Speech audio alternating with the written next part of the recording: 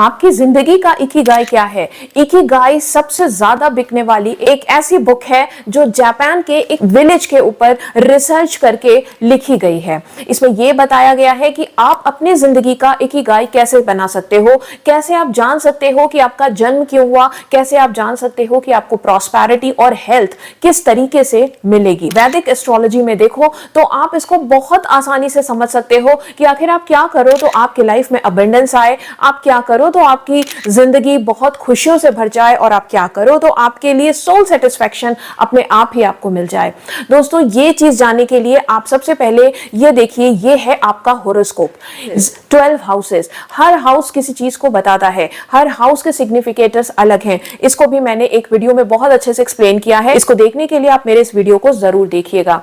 अच्छा, अब हम आते हैं मेन मुद्दे पे कि आप किस तरह से ये जान सकते हैं कि आपका जन्म क्यों हुआ। आपको एक्चुअली 3 प्लैनेट देखने हैं, एक तो राहु केतु को देखना है और दूसरा सन को देखना है। सन आपको ये बताता है कि आपका जो भी आत्मा है, सोल सेटिस्फैक्शन है, वो आपको किस काम में मिलेगा। तो आपके होरोस्कोप में सन जहां कहीं भी है, बिना देर किए हुए उस हाउसेस के काम से आप अपने को कनेक्ट कीजिए, क्योंकि वो ही आपकी जिंदगी का पर्पस है। वो ही एक ऐसी जगह है जहां पर जो काम करके आपको सोल सेटिस्फैक्शन मिलने वाला है। तो उस काम में बिना देर किए हुए आप अपने आप को अटैच कीजिए। दूसरा, हम इस बात पे आते हैं कि जिंदगी में हमें कुछ काम करने में थोड़ी एक, वो कहते हैं ना, डिफॉल्ट रिलक्टेंसी होती है। कुछ लोग अपने पार्टनर के लिए रिलक्टेंट होते हैं, कुछ लोग अपनी हेल्थ के लिए रिलक्टेंट होते हैं, कुछ लोग अपने वेल्थ या बोलने के लिए रिलक्टेंट होते हैं, कुछ लोग घूमने फिरने में इंटरेस्टेड नहीं होते हैं, तो कुछ को फन में मजा नहीं आता, कुछ को दूसरे के लिए चैरिटी करने या सेवा करने में मजा नहीं आता, और कुछ लोग ऐसे होते हैं जिनको इन कामों में बहुत मजा आता है। कुछ लोग नेचुरली इस चीज के लिए बने होते हैं और कुछ लोग नेचुरली इससे रिलक्टेंट होते हैं। इसको बहुत आसानी से मैं आपको 1-2 एग्जांपल देके बताऊंगी, बाकी आपको खुद ही समझ में आ जाएगा। इस होरोस्कोप में आप मानिए कि आपका जो केतु है, अगर वो फर्स्ट हाउस में है, अगर इसको कहते हैं ना कि आप बिल्कुल वो संत जैसे होगे और आपको बिल्कुल इंटरेस्ट ही नहीं होगा कि आप अपने लिए कुछ कर लो। क्यों? क्योंकि आपने पिछले इनकारनेशन में अपने लिए इतना किया है कि अब आप थक चुके हो। You are now reluctant. Ketu आपको यह बताता है, आपके हाउस में फुल, आपके होरोस्कोप में केतु जहां कहीं भी है, वो आपको यह बता रहा है कि अब इस जन्म में आपको इस काम को करने में इंटरेस्ट नहीं है। अब आप इस काम को करने में स्वाभाविक रूप से रिलक्टेंट रहोगे, इसलिए क्योंकि आपने लास्ट इनकारनेशन में वो काम बहुत किया हुआ है, उस काम को करने में आपने झंडे गाड़े हुए हैं। केतु झंडा, राइट। इसके बाद इससे 180 डिग्री पर होता है राहु।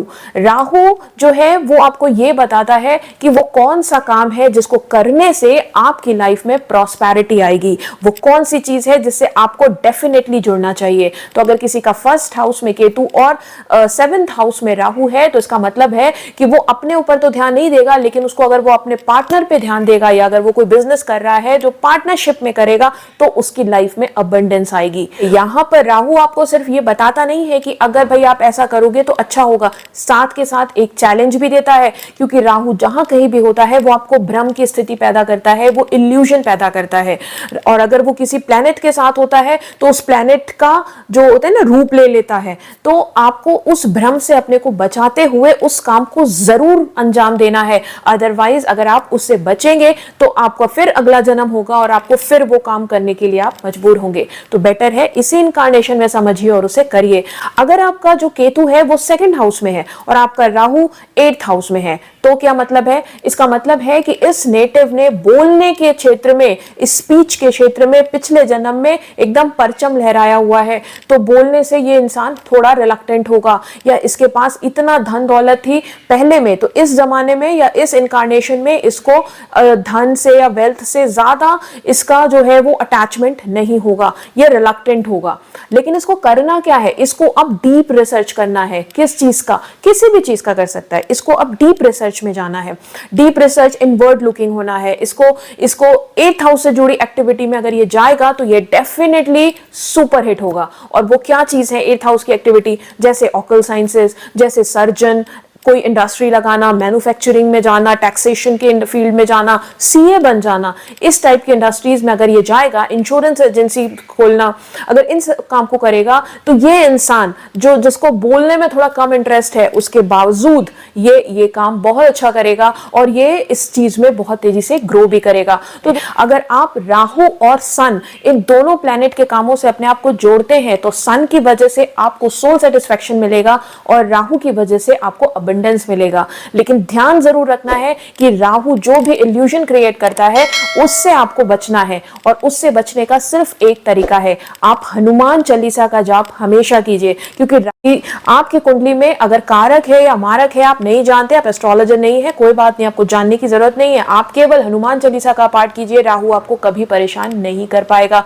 और दूसरी एक ट्रिक बता रही हूं, इस चीज को जरूर जानिएगा, गोमूत्र डालकर अपने घर में पोछा जरूर मरवाइए। गोमूत्र से राहु बिल्कुल कांपता है, वो गोमूत्र की जो फ्रेग्रेंस होती है उसको बर्दाश्त ही नहीं कर पाता। तो अगर आप गोमूत्र से जो है आप करेंगे, तो आप पोछा लगवाएंगे, तो डेफिनेटली आपका घर भी पवित्र रहेगा, आपको वाइब्स भी पॉजिटिव मिलेंगी और आपको कभी भी कोई प्रॉब्लम नहीं आएगी। ये जरूर बताइएगा, मैं जरूर इंतजार करूंगी आप सबके एक्साइटिंग कमेंट्स का कि आपका जो आत्मा है क्या वो वाकई में वहां थी जहां सन प्लैनेट था, या आप वाकई में उस काम को करने में रिलक्टेंट रहते हैं जहां पर केतु है, और क्या आप वाकई में उस काम को करने के लिए अब इच्छुक हैं जहां पर राहु है। और अगर अभी आप इच्छुक नहीं हैं, तो आपको पता है आप इच्छुक कब होंगे, जब आपकी राहु की दशा या अंतरदशा चलेगी, तो आप में वो इच्छा अपने आप जागृत होगी और आप वो काम करने के लिए बढ़ने लगेंगे। करना सिर्फ इतना है कि आपको राहु के भ्रम से बचते हुए अपने आप को उस लाइन में बढ़ाना है। दोस्तों, अपना खूब ख्याल रखिए, फिर मिलेंगे किसी दूसरे वीडियो के साथ, तब तक के लिए नमस्कार।